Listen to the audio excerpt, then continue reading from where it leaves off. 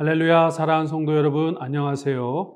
오늘도 하나님의 은혜와 사랑으로 행복한 하루가 되시기를 축복합니다. 오늘 우리가 함께 나눌 말씀은 스가랴 5장 4절의 말씀입니다. 제가 한번 읽고 여러분과 함께 읽겠습니다. 만군의 여호와께서 이르시되 내가 이것을 보냈나니 도둑의 집에도 들어가며 내 이름을 가리켜 망령되이 맹세하는 자의 집에도 들어가서 그의 집에 머무르며 그 집을 나무와 돌과 아울러 사르리라 하셨느니라 하니라. 한 번 더 읽겠습니다. 만군의 여호와께서 이르시되 내가 이것을 보냈나니 도둑의 집에도 들어가며 내 이름을 가리켜 망령되이 맹세하는 자의 집에도 들어가서 그의 집에 머무르며 그의 집을 나무와 돌과 아울러 사르리라 하셨느니라 하니라. 아멘. 오늘 읽은 본문 말씀의 앞부분을 보면 스가랴 선지자가 환상 중에 커다란 두루마리가 펼쳐져서 날아가는 것을 봅니다. 그 길이가 20규빗, 대략 9m 정도 되고 너비는 10규빗, 대략 4.5m 정도 되는 커다란 두루마리입니다. 스가랴 선지자가 이 커다란 두루마리를 보고 있을 때 천사가 이 두루마리에 담긴 내용을 알려줍니다. 3절에 보면 이는 온 땅 위에 내리는 저주라 하면서 도둑질하는 자는 그 이쪽 글대로 끊어지고 맹세하는 자는 그 저쪽 글대로 끊어지리라 그렇게 말씀하셨어요. 도둑질하고 거짓 맹세하는 자들을 저주하고 심판하는 내용이 기록되어 있는 두루마리였던 것입니다. 따라서 오늘 우리가 함께 읽은 4절 말씀에서 내가 이것을 보냈나니 여기서 이것은 바로 이 저주를 기록한 두루마리를 가리키는 것입니다. 그런데 하나님께서 이 저주의 두루마리를 보내신 이유가 무엇일까요?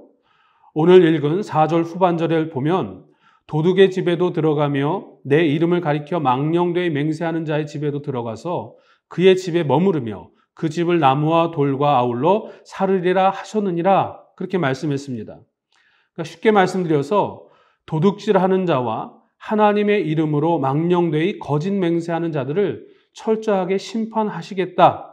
그런 저주의 말씀이 기록되어 있다는 것이죠.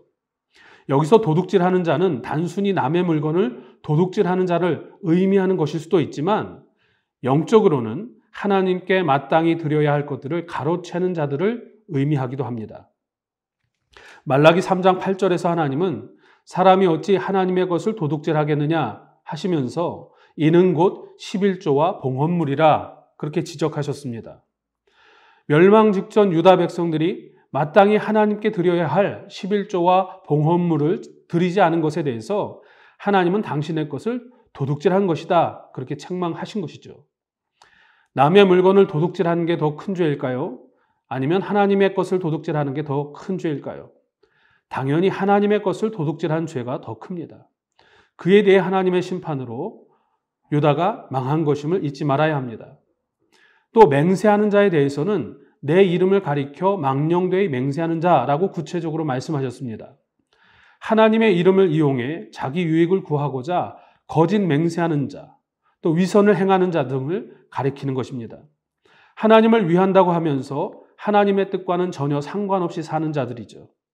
하나님의 영광을 위한다고 하면서 실제로는 하나님의 영광을 가로채 자신의 영광으로 삼는 자들입니다.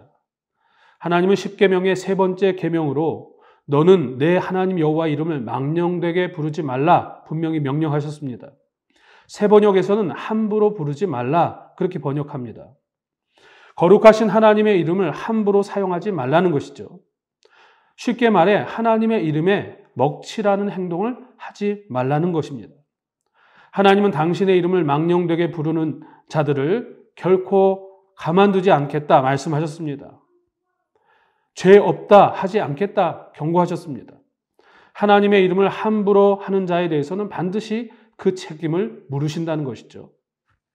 사랑하는 여러분, 하나님의 것을 도둑질하고 하나님의 이름을 함부로 하는 자는 반드시 그 죄에 대한 저주와 심판을 받게 됩니다. 하나님이 스가랴 선지자에게 왜 이와 같은 환상을 보이셨겠습니까? 이스라엘 가운데 여전히 남아있는 이런 죄악들을 버리고 하나님께로 돌아오라는 의미입니다. 하나님과의 관계를 온전히 회복하기 위해서는 반드시 하나님의 것을 도둑질하는 일을 회개하고 하나님의 이름을 함부로 했던 일에 대해서 회개해야 한다는 것이죠. 우리도 마찬가지입니다. 하나님의 것을 도둑질하지 말아야 합니다. 하나님께 드려야 할 것들을 자원하는 마음으로 아낌없이 드릴 수 있어야 합니다. 드려야 할 것들을 드리지 않는 것이 도둑질입니다. 그리고 하나님의 이름을 함부로 해서도 안 됩니다. 하나님을 믿는 우리의 삶이 하나님의 이름을 높여드리고 영화롭게 할 수 있어야 합니다. 오늘 하루 지나온 삶에 나의 삶이 혹시 하나님의 것을 도둑질한 것은 없는지, 하나님의 이름을 망령되이 한 것은 아닌지 돌아보실 수 있길 바랍니다. 혹시라도 그런 모습이 생각난다면 하나님 앞에 정직하게 회개하고 앞으로의 삶은 온전히 하나님께서 기뻐하시는 삶을 살기로 결단하시길 바랍니다. 오늘 하루도 하나님을 기쁘시게 해드리는 삶을 살아가는 저와 여러분 되실 수 있기를 축복합니다. 기도하겠습니다.